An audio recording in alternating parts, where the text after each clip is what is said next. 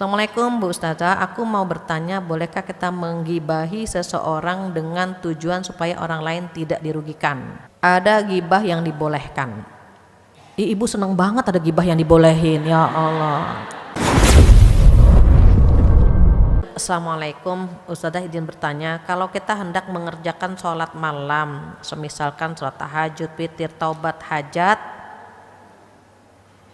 apakah urutannya benar? Ada sedikit saja. Yang pertama itu sholat taubat terlebih dahulu. Setelah taubat, kemudian tahajud, kemudian hajat, kemudian witir. Sholat witir itu sholat yang di akhir, penutup. Dan kalau ibu-ibu teman-teman sudah sholat witir di awal sebelum tidur, kemudian tahajud bangun, gak usah witir lagi. Karena tidak ada witir 2 kali dalam 1 malam. Jadi urutannya sholat taubat, kemudian sholat tahajud, kemudian hajat, baru witir sebagai penutup, gitu ya. Assalamualaikum Ustazah, bagaimana caranya untuk mengajak amar ma'ruf nahi munkar begitu. Jadi ketika Allah Subhanahu wa taala menyampaikan ada amar ma'ruf, nanti rewardnya kan surga gitu ya Bu. Kalau kita A, B, C, D surga. Nah kalau nahi munkar nggak boleh berzina misalnya. Dan Allah menggunakan kalimat wala taqrabuz zina. Jangan mendekati zina. Bahasanya jangan. Nah jangan gitu. Nggak apa-apa kita menggunakan jangan. Allah saja menggunakan jangan. Kenapa bahasa tidak dengan bahasa jangan bobotnya lain? Kalau nak tidak berzina ya, itu berbeda dengan nak jangan berzina gitu. Kenapa? Karena berzina itu kan dosa besar. Dulu Bu, mohon maaf ini curhatnya para ibu. Dulu kata mereka, kalau anak lapor, Bun pacarku hamil, astagfirullahaladzim, ayo kita tanggung jawab, dilamar. Kalau sekarang, Bun pacarku hamil, kamu sih nggak pakai kondom itu. Beda kan Bu? Nauzubillah. Jangan, kalau dosa besar haram, kalimatnya jangan. Jadi ada, nak jangan berzina karena zina dosa besar nanti bla bla bla bla gitu.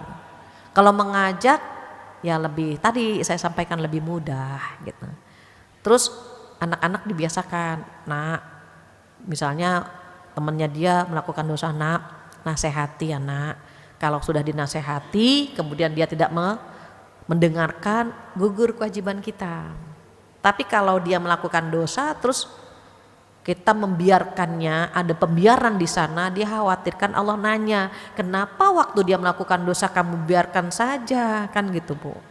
Jadi minimal anak-anak kita tahu bahwa amar ma'ruf nahi munkar perlu dilaksanakan. Makanya ada hadis apa Bu? Jika kamu melihat kemungkaran, rubah dengan apa? Tangan, dengan kekuasaan.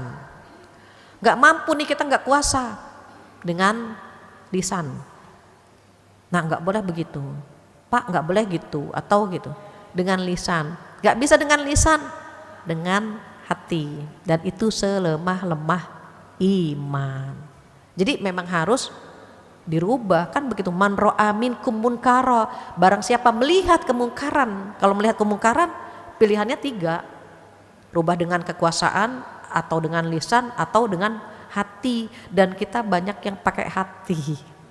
Betapa lemahnya iman kita sehingga kita nggak mampu melakukan dengan kekuasaan, dengan di lisan kita gitu ya. Betapa kita tidak mampu, betapa iman kita lemah. Kemudian Assalamualaikum Bu Ustazah, bagaimana mendidik anak kita ketika anak kita di luar jangkauan kita? Karena banyak yang mana terkontaminasi dengan tontonan gitu ya, untuk dewasa dan seterusnya. Ketika kita tidak bisa mengawasi anak-anak kita, tidak bisa mengawasi buah hati kita 24 jam, ada yang maha mengawasi, Allah Subhanahu wa ta'ala. Kita bilang sama Allah, ya Allah, lindungi anakku ya Allah, jaga anakku ya Allah. hamba tak mampu mengawasinya 24 jam, sekian hari, sekian bulan, hamba tak mampu ya Allah. Engkau maha mengawasi. Aku titipkan anak-anakku kepadamu ya Allah. Tolong jaga mereka, tolong lindungi mereka ya Allah. Jangan sampai mendapat lingkungan yang kurang bagus. Jangan sampai imannya terkontaminasi dengan lingkungan dan teman-temannya. Titip sama Allah. Pasti kita pernah merasa khawatir ya Bu. Anak kita bagaimana, suami kita bagaimana. Punya Allah Bu. Mereka punya Allah, kita punya Allah. Kita tinggal titip saja. Saya pernah cerita sama ibu-ibu ya. Ketika saya akan berangkat ke Pakistan, pesan ayahanda saya almarhum cuma apa? Fat, Allah kita sama ya. Allah kita sama. Allah kita satu. Allahnya ayah sama Allahnya Fatihah sama. Kalau Fatihah di Pakistan melakukan apapun, ayah nggak lihat, tapi Allah kita lihat ya Fat. Iya. Jadi dicuci tubuh otak kalau mau melakukan hal-hal yang gimana gitu ya, namanya anak-anak muda, itu ingat pesan beliau, Allah kita sama. Tapi kalau anak sekarang kan, nah Allah kita sama ya nak. Memang sama lah Mi, siapa bilang beda gitu. Beda zamannya Bu memang. Ya doa gitu ya Bu ya. Assalamualaikum Bu Ustazah, aku mau bertanya, bolehkah kita menggibahi seseorang dengan tujuan supaya orang lain tidak dirugikan? Ada gibah yang dibolehkan. Ibu senang banget ada gibah yang dibolehin, ya Allah. Langsung alhamdulillah. Apa yang pertama gibah yang dibolehkan? Yang pertama niatnya menyelamatkan seseorang. Nak, jangan bergaul sama dia ya nak, dia pernah begini. Boleh Bu. Nak, tolong ya nak, pilih teman yang baik. Anaknya Pak ini kemarin begini. Tujuannya satu, menyelamatkan seseorang saja. Atau Mbak, nanti kalau dia datang begini, tolong ya Mbak, jangan didengarkan. Kenapa? Tetangga sudah jadi korbannya, misalnya begitu. Boleh Bu. Tapi niatnya cukup untuk menyelamatkan orang lain. Enggak panjang-panjang. Sebetulnya ya nih Mbak, banyak deh yang ingin saya ceritakan, banyak deh gitu. Kalau ibu-ibu kan suka gitu. Tapi kan itu kan dosa ya. Salah satunya cerita kita Bu, dibuka aibnya dia. Sekedar ingin menyelamatkan saja agar orang lain bisa mengambil pelajaran, boleh. Yang kedua, ghibah yang dibolehkan. Itu niatnya konsultasi atau mencari solusi. Boleh Bu. Bu Fatia, saya punya teman atau saya punya suami bla bla bla bla gitu Bu. Ingin mencari solusi atau niatnya konsultasi, boleh. Atau Bu Fatia, saya punya teman, ibu tahu kan yang di Darussalam yang namanya A, namanya B, jangan. Ibu nggak perlu sebut nama orang itu ataupun inisialnya atau ciri-cirinya. Bu Fatia tahu nggak jamaah yang di itu Bu yang suka senderan, yang pakai kacamata misalnya. Jadi otak saya tuh mikir Bu, nggak usah. Sampaikan saja sekedar ada teman masalahnya begini. Gimana ya Bu caranya untuk gitu. Itu niatnya boleh Bu. Yang kedua, mencari solusi atau untuk konsultasi. Boleh. Ketiga apa? Ketiga, ini mohon maaf ya Bu, kalau orang tersebut sudah bangga dengan dosanya, terus kita menceritakan dia, itu enggak gibah karena dia sudah memproklamirkan. Contoh misalnya ada goyang martil, goyang kecengklak misalnya ya Bu, ini contoh. Dia udah bangga dengan stempel itu gitu. Terus kita bilang, tahu nggak yang goyang kecengklak itu kan gitu ya Bu. Kenapa kita nyebut itu? Karena dianya sudah menyampaikan dan dia bangga dengan status itu. Misalnya ada perempuan begini, kenalkan Bu Fatia, saya perempuan paling mahal di hotel ini gitu. Dia memperkenalkan dirinya sudah menjadi perempuan paling mahal di hotel itu. Jadi ketika kita mencari dia, Mbak kenal nggak sama perempuan yang paling mahal di hotel ini? Itu nggak gibah, karena dia sudah memproklamirkan dirinya bahwa gitu ya Bu. Dia mendapatkan stempel itu dan dia bangga. Jadi bukan dari kita, memang dia sudah bangga dengan status itu. Demikian ya, wallahu a'lam. Assalamualaikum, waalaikumsalam. Ustazah, bagaimana cara agar menyampaikan rasa kasih sayang kepada anak-anak dengan tidak teriak-teriak? Umumnya anak-anak itu tergantung kebiasaannya. Nih mumpung nih ada anak, ada cucu nih, belum diteriaki sama kita, jangan teriak. Kita bilang, mandi, gimana sudah belum mandi nak? Di telinganya, dipeluk, ayo mandi dong gitu. Nah yang udah terlanjur teriak ya udah gimana, udah diteriakin. Dia udah hafal, kalau ibunya belum teriak masih aman gitu. Nah ini yang belum diteriaki gimana gitu. Itu kan tergantung kebiasaan ya Bu, tergantung kebiasaan. Jadi yang belum diteriaki coba mandi, nak makan, udah jam berapa, sholat nak gitu. Kalau bisa begitu, kalau. Tapi si anak merasa aman, belum teriak gitu kan Bu. Nanti nunggu kita teriak. Jadi akhirnya gimana, kita rubah dengan pilihan. Nak mau sholat jam berapa, biar dia milih mau jam 4 atau jam 5 gitu Bu. Jadi nggak teriak-teriak lagi, pilihan. Kayak jam 5 misalnya gitu Bu, datang lagi jam 5, nak jam 5, tadi kan janjinya jam 5 gitu. Jadi sedang meminimalisir teriakan, meminimalisir. Allah ciptakan suara perempuan akan agak melengking ya Bu. Kalau suara laki-laki ngebas, karena ngebas dia jadi pemimpin. Dehemnya saja anak kita takut. Kita, nah sholat ya Allah gitu. Cek aja, bapaknya datang cuman dehem, udah sholat, wah langsung bangun. Karena bapaknya nggak teriak-teriak, jadi dehemnya saja dia udah takut gitu ya. Meminimalisir saja. Assalamualaikum Ustazah, tadi Ustazah menyinggung kalau sabar ada 3. Kalau emosi marah sama kucing peliharaan saya karena dia jorok, namanya juga kucing Bu. Masya Allah ya, kalau kucing ya gimana kita marah-marah kucing, kan dia nggak ada akalnya. Ya harus sabar gitu ya, sesabar-sabar sama kucing lah gitu. Berbeda ketika kita sabar sama anak-anak. Ustazah, kenapa wanita disebut dengan sumber fitnah di kehidupan ini? Kenapa wanita disebut sumber fitnah? Gini Bu, ketika kita buka surat Al-Imran ayat 14, Allah berfirman, a'udzubillahi minasyaitonirrajim, bismillahirrahmanirrahim. Zuyyina linnasi hubbus syahawat minan nisa'i wal banin wal qanatiril muqantarah, dan seterusnya. Kata Allah apa? Mata kita ini indah, senang sama apa? Yang pertama disebut oleh Allah adalah perempuan. Yang pertama disebut sama Allah itu perempuan. Kita itu disebut sama Allah, ujian terberat laki-laki itu perempuan. Kenapa? Karena perempuan itu punya body, mohon maaf, dia bodinya maju mundur cantik. Ada yang maju kan Bu? Ada yang maju, ada yang mundur. Kalau dia rata kayak papan penggilesan itu enggak fitnah.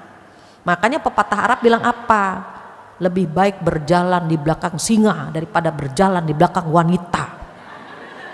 Saking gitu Bu, ada maju mundurnya yang cantik gitu. Jadi kalau kita nggak usah jauh-jauh, kita ke mall aja. Godaan perempuan itu kan barang-barang branded, sale, diskon gitu kan Bu. Kita bilang sama suami, ayah kita ke mall yuk gitu, ada diskon, diantarkan sama suami kita. Kita kalap ngeliat diskon, suami kita ikutan nggak? Enggak, Bun, ayah duduk aja ya. Buat ayah apa? Yang lalu lalang itu yang menyenangkan. Kita lagi sibuk sama diskonan karena memang hawa nafsu kita ke sana. Ada barang branded nih, kalau otak kita dibelah nih, itu isinya apa? Tas, sepatu, baju, bros, itu ada keluar. Perempuan itu begitu, suka sama barang-barang tersebut, makanya nyimpen aja itu Bu. Beli bros, ada bunganya, besok ada daunnya, besok ada tangkainya, terus aja kan Bu gitu. Laki-laki apa? Laki-laki kalau dibelah itu isinya perempuan. Yang bohai yang mana, yang semok yang mana, itu hafal semua gitu. Makanya Allah menyebut di dalam surat Al-Imran ayat 14, yang indah itu yang hubus syahwat. Ada syahwatnya Bu. itu nomor satu disebutnya apa? Perempuan, baru anak-anak gitu. Itu pula yang membuat aurat kita berbeda dengan aurat laki-laki. Laki-laki kan pusar sampai lutut.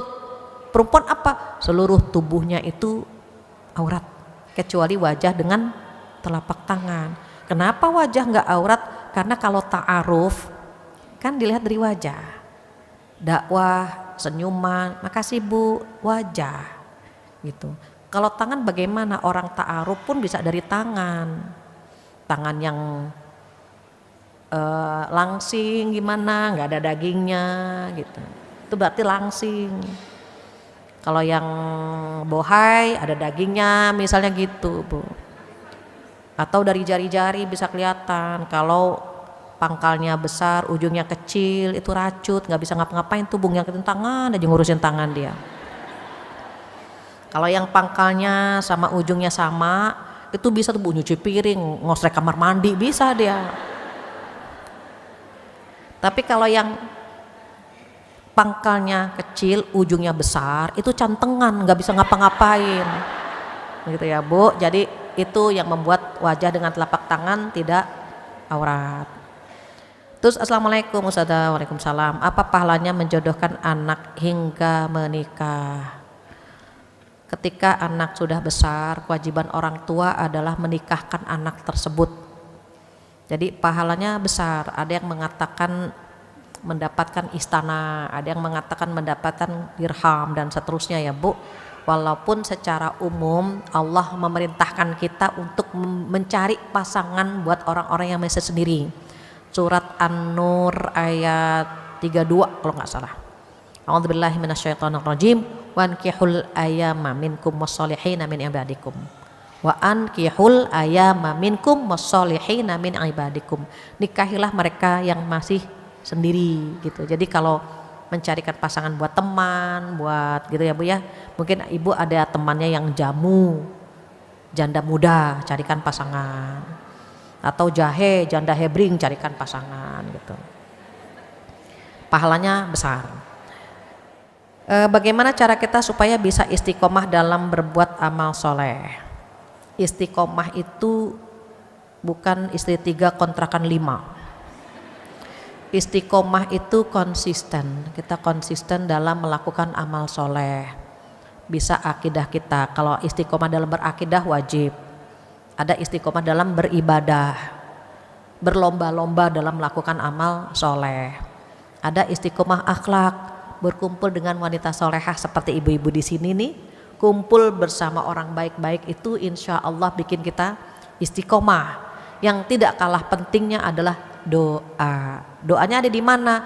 Di surat Al-Imran ayat 8. A'udzubillahi minasyaitonirrajim. Rabbana la tuzigh qulubana ba'da idh hadaitana wa hab lana min ladunka rahmah innaka antal wahhab. Itu doanya. Lanjut, assalamualaikum Ustazah. Waalaikumsalam. Bagaimana cara terbaik untuk bersyukur berterima kasih kepada Allah? Cara berterima kasih kepada Allah dengan menjalankan semua perintahnya dan meninggalkan larangannya. Yang diperintahkan lakukan, yang dilarang tinggalkan. Itu cara kita berterima kasih kepada Allah Subhanahu wa ta'ala. Bangun tidur ucapkan alhamdulillah. Alhamdulillahilladzi ahyana ba'da ma amatana wa ilaihin nusyur. Bisa ke kamar mandi ya Allah, sendi bisa digerakkan, alhamdulillah ya Allah, alhamdulillah. Buka hordeng, tanaman ada ya Allah, alhamdulillah. Punya rumah, ada kendaraan. Bangunkan anak, alhamdulillah anak-anak sehat ya Allah. Mulai semua aktivitas kita dengan bismillah dan alhamdulillah. Jangan nunggu bahagia baru bersyukur. Bersyukur didahulukan sehingga hati kita bahagia. Orang kalau bersyukur Bu bahagia terus. Alhamdulillah, alhamdulillah, alhamdulillah ya Allah bisa hadir di sini, alhamdulillah. Enak Bu, memulai hari dengan bersyukur, maka seharian itu hati kita senang gitu. Itu cara bersyukur.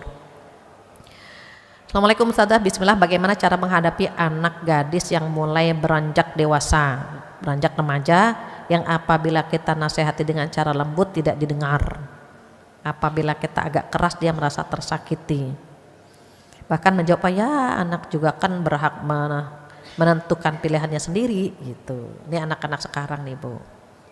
Yang melembutkan hati anak kita Allah, yang membolak-balikan hati anak kita Allah. Ya Latif, ya Allah yang maha lembut gitu. Lembutkan hati anak hamba. Sebut namanya, bayangkan wajah dia. Sebut nama anak kita satu persatu Bu, dengan semua kekurangannya dia. Anak kita kan bintang kita, bintang di hati kita. Kalau dia berbuat baik, kita bersyukur. Kalau dia kurang baik, kita bersabar. Kenapa? Amanah dari Allah.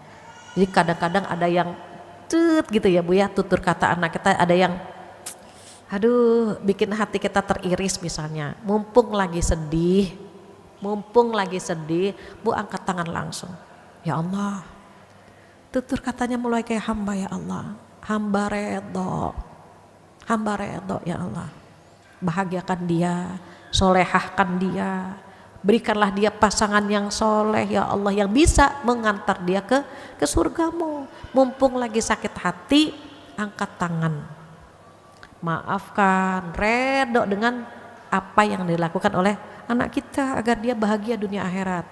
Karena redho Allah tergantung redho kita kan, ridhallahi fi ridhal walidain. Kita pengen Allah redho sama anak kita agar dia bahagia hidupnya. Even tersakiti, maafkan saja. Ustazah mau tanya, seandainya suami tidak mau memberikan obat atau vitamin untuk ibu saya,